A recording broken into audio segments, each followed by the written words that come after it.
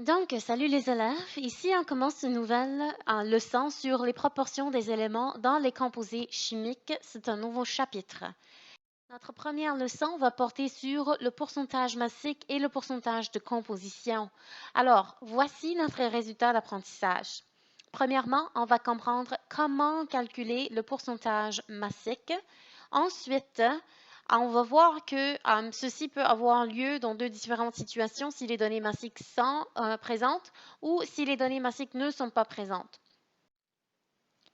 Alors, il y a une loi, la loi des proportions définies, qui nous dit que les éléments qui forment un composé chimique sont toujours présents dans un même rapport massique, peu importe la quantité de ce composé. Qu'est-ce que ceci veut dire? Ceci veut dire que si, par exemple, dans l'eau, j'ai 11% de l'hydrogène, alors, dans un petit échantillon d'eau de 10 grammes, 11% de ce 10 grammes-là va être de l'hydrogène. Dans un plus grand échantillon d'eau de 10 kg, 11% de ce 10 kg-là va être de l'hydrogène. 11% de n'importe quelle masse d'eau va être de l'hydrogène. Avant d'embarquer dans notre leçon, est-ce que vous pouvez me dire en général, qu'est-ce qu'on fait pour calculer le pourcentage de quelque chose? Est-ce qu'on fait la masse de cette chose sur la masse totale fois 100%? Bien, c'est exactement ça ce qu'on va faire pour cette leçon. Donc, le pourcentage massique d'un élément en particulier dans un composé, c'est la masse de cet élément-là en grammes sur la masse totale de l'échantillon en grammes fois 100%. On se demande la question, quel pourcentage de la masse totale de cet échantillon-là est représenté par cet élément? C'est ça. Donc, soyez attentifs avec moi. On va faire un exemple dans lequel on connaît les données massiques, mais on ne connaît pas la formule du composé. Dans cette question, on nous dit qu'un échantillon de 13,8 grammes d'un certain composé contient 8,8 grammes de fer. Et on nous demande de déterminer le pourcentage massique de fer dans ce composé.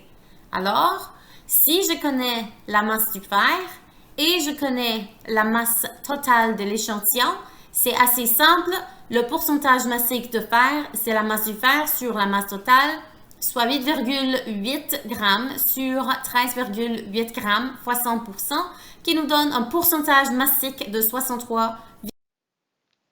Maintenant, comme je l'ai mentionné, la deuxième situation, c'est si les masses ne sont pas présentes. Dans ce cas, on va assumer qu'on a une mole et nos masses deviennent nos masses molaires. Dans ce cas, le pourcentage massique d'un élément est égal à la masse molaire de cet élément-là fois le nombre d'atomes de cet élément divisé par la masse molaire totale du composé. Donc, voici un exemple. Ici, on regarde ensemble le pourcentage massique de l'eau. Donc, on sait que l'eau est faite de hydrogène et d'oxygène. Si on a une mole d'eau, ben, on va avoir 2 grammes d'hydrogène et 16 grammes d'oxygène parce que la masse molaire de l'eau est 2 plus 16 qui est 18 grammes par mole. Le pourcentage massique de l'hydrogène sera donc 2 grammes divisé par la masse molaire totale de l'eau fois 100% pour un pourcentage de 11,2%. Le pourcentage massique de l'oxygène est égal à 16 grammes divisé par 18 grammes fois 100% qui donne 88 grammes %. Ça, c'est un autre exemple, celui du benzène. Donc, si on cherche le pourcentage massique de l'hydrogène dans le benzène, on a besoin en premier de calculer la masse molaire totale du benzène, qui est égale à la masse molaire du carbone fois 6, plus la masse molaire de l'hydrogène fois 6, pour un total de 78,12 grammes par mol.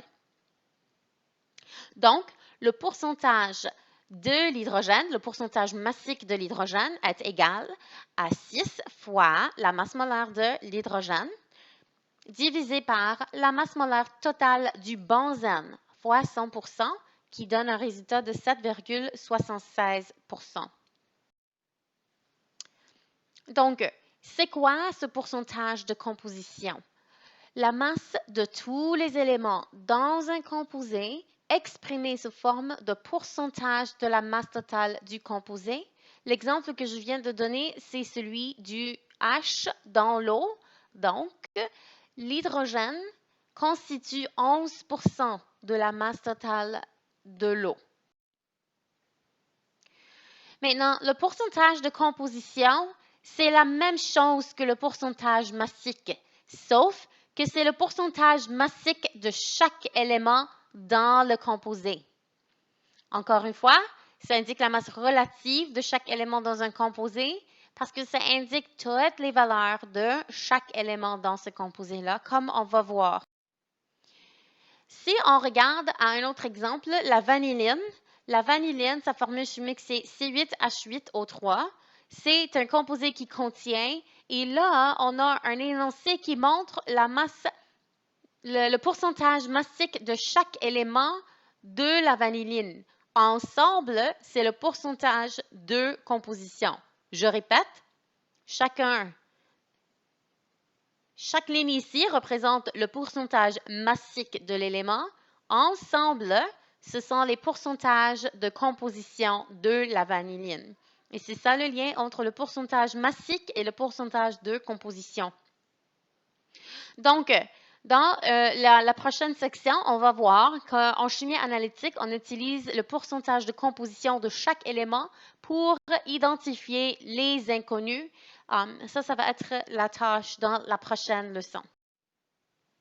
Il y a deux situations. La première situation, c'est quand les données massiques sont données.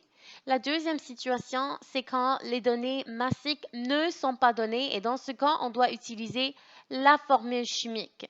Donc, dans situation 1, on ne connaît pas la plupart du temps c'est quoi la formule chimique. Donc, on doit utiliser les données de masse. Dans le deuxième cas, la plupart du temps, on connaît la formule, mais on ne connaît pas c'est quoi la masse et donc on doit se fier sur la formule pour calculer notre pourcentage. Dans cet exemple, on a un échantillon d'un composé trouvé dans une essence qui a une masse de 35,8 grammes.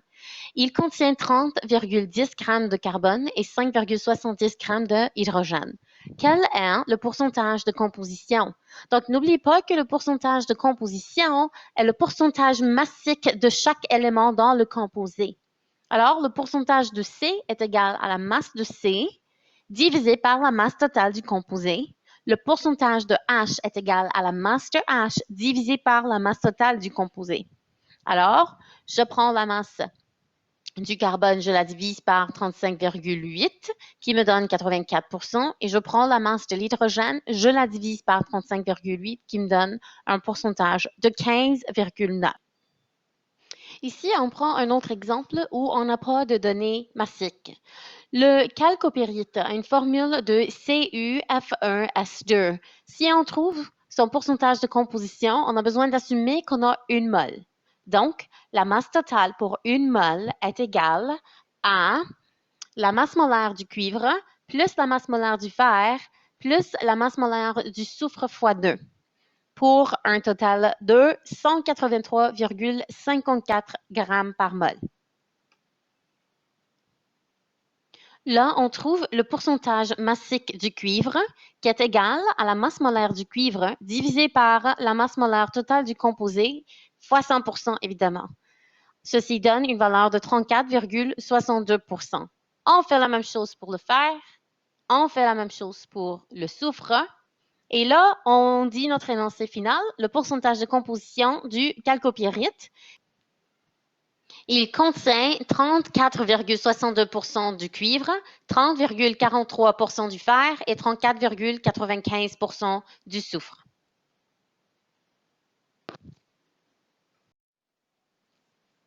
D'habitude, je fais cette expérience en classe avec cette leçon. Étant donné qu'on ne peut pas la faire, je vous invite à aller regarder la vidéo ici, on parle de la réaction du sucrose avec l'acide sulfurique. Alors, il y a plusieurs façons de connaître le pourcentage de composition, soit à l'aide de la formule chimique, soit expérimentalement à l'aide du spectromètre de masse. Puis, on va regarder ensemble dans les prochaines leçons des exemples pour chaque. Maintenant, je vous invite à regarder c'est quoi les hydrates et c'est quoi les anhydres. Je ne vais pas en parler tout de suite. Là, je vous donne un exemple d'un hydrate. Et vous avez besoin de figurer comment trouver le nombre de molécules d'eau à l'intérieur. Ça, c'est quelque chose qu'on pourra traiter ensemble dans notre rencontre virtuelle. Alors, je vous invite, s'il vous plaît, à essayer en premier le problème de la page 278 et vous pouvez me poser vos questions quand on se rencontre. Bon courage, les élèves, vous êtes capables.